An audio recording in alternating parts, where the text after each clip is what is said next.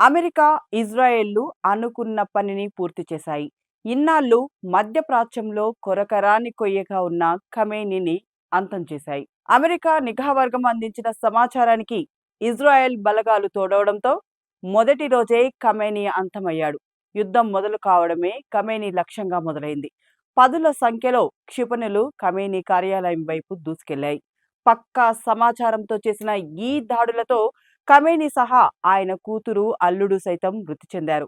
దీంతో ఇరాన్ తదుపరి supreme leader ఎవరనే విషయంపై అందరిలోనూ సందేహం నెలకొంది. ప్రస్తుతానికి ఖమేనీ తనయుడు మొజ్తబా ఖమేనీని తదుపరి సుప్రీం లీడర్గా ఎన్నుకుంటారని అందరూ భావిస్తున్నా, మొజ్తబా అంత సాహసానికి తెగబడతారా అన్నదే సందేహంగా మారింది.